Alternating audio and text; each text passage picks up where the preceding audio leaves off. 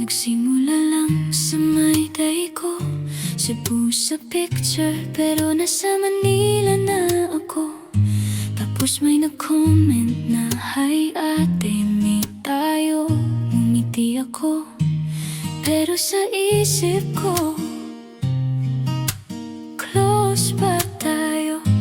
Lasali schoolmate na tahimik lang, pero heto ka, biglang naglalakas loob. Sabay ka na lang ate, hatid ka namin.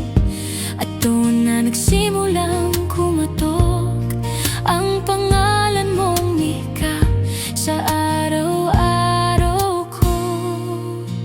Sa kondo mong tapat lang sa office, araw-araw mo kong sinusundo. At kahit ilang beses akong tumanggi, hindi ka sumuko.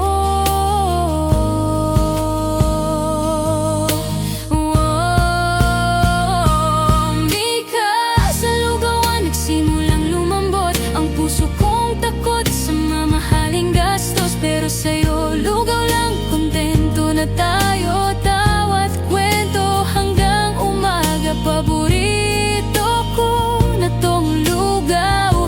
Sabi mo pa, at nung sinabi mong ate, may aaminin ako. Crush kita, doon ako tuluyang natunaw. Kasi ramdam ko na totoo ka.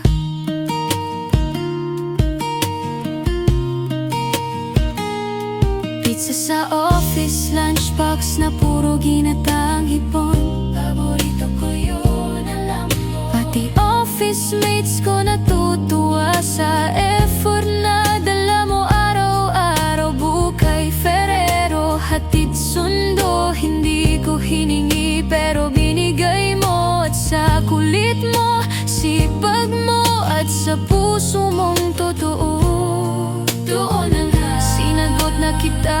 December 6, 2022, simula nang tayo. At mula noon hanggang ngayon, 3 taon na tayong kasama sa laban. Babi mahal, darling, ikaw ang tahanan. Mika, salamat sa bawat araw, sa pagbibigay mo ng higit pa sa kaya mong ibigay. Sa pag-alaga sa atin, sa pangarap nating dalawa. Hindi man madali, minsan pili pa rin kita. Sa paborito kong kaaway, sana iinis pero lagi ring bumabalik. Happy 3rd anniversary, mahal ko. Ikaw lang ang mamahalin hanggang huli. Kung babalikan ko man lahat, isang hayate lang pala ang magbabago ng buong mundo ko. At ngayon, darling, hawak ko ang kamay mo at pangako, hindi ko bibitawan to.